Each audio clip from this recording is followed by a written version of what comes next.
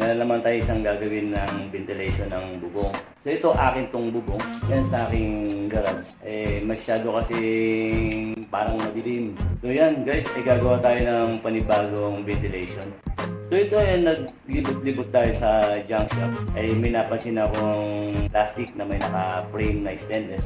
So ito guys, papakita ko sa inyo. So ito yung akin napansin. So ay kinuha ko natin to. Ito ay nasa 1/2 ang kapal ng clear na plastic po siya. At napapaikutan siya ng stainless. So yun guys, 1/2 ang kapal niya. Hindi na tayo mahihirapan na maglalagay ng framing. At bumili din tayo ng plain sheet. Ito yung kasama niyang binili ko sa junk shop. Kasi gagawin natin, ang garage ay kailangan pag gumawa tayo ng ventilation, huwag natin bababaan masyado. Kasi oras na gumagasa yung tubig sa bubong at mababa, papasok yan sa ilalim. So ginawa natin, ito ay nakakita tayo sa junk shop. Ang laki niya ay yan, 8 inches ang kanyang height. Yun, ang dapat nga pala ng cover na gagawin ko sa ibabaw ng bubong ay nasa 36 inches by 28 inches. So yan mga garahe ay napansin din natin sa ating paglilipot sa junk shop.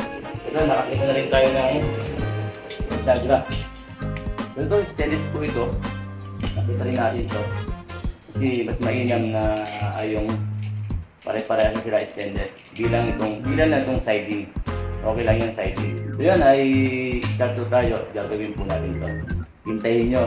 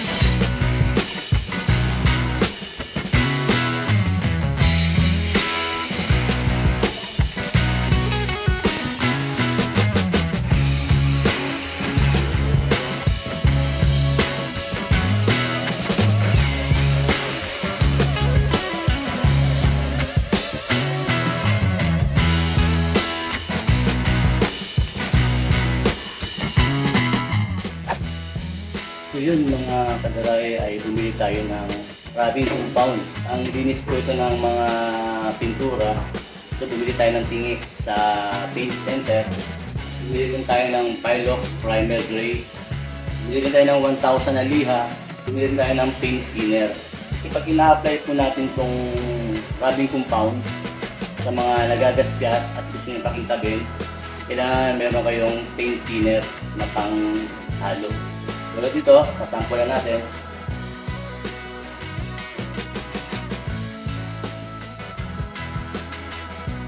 Yun guys, medyo malagkit. So, ang gagamitan natin siya ng paint thinner. Patayin natin yung kasaan.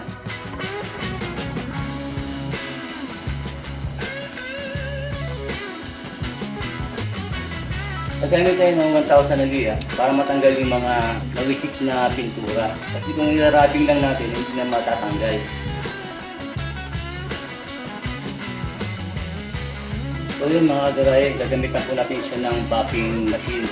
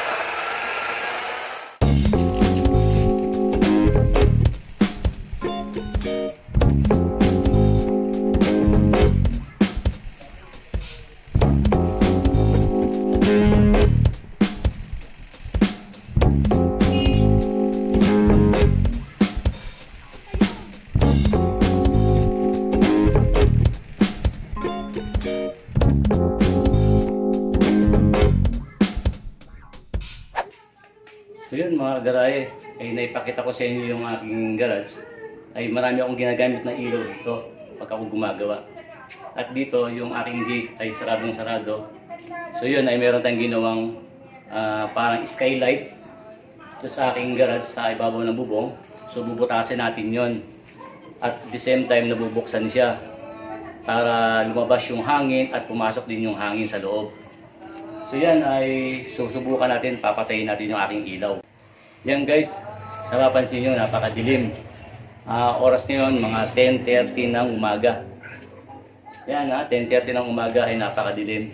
So bubuksan natin uli yung ilaw. So yan, nagbukasan naman tayo ng mga ilaw natin. So yan ang ating ginawa dito, ay maglalagay tayo ng skylight. Ito sa aking tapat ng ginagawan ko, ay the same time pwede siyang buksan, pwede siyang isarado. So yan ay ikabit natin. Tara!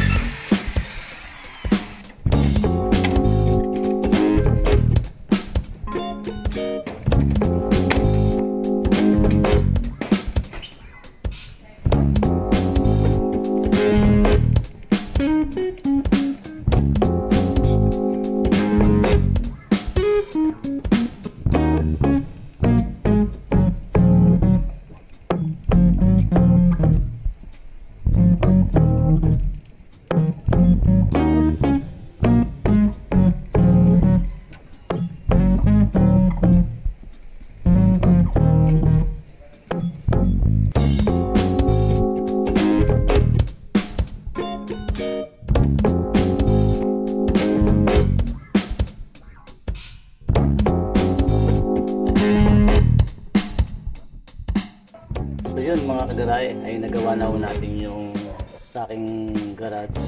Ay naglagay tayo ng ventilation at at the same time ay skylight. Ang tinatawag na skylight para sa ilalim ay maliwanag. So yun guys, ay nilinis po natin, nirabing natin at pinap natin, pinakintab natin, nilihan natin para matanggal yung mga lumang gasgas. So yan, okay na. At naglagay din tayo ng pinaka-stand niya para nabubuksan. Yan, gaganyan lang natin. May padlock. Ito mga kagarahe,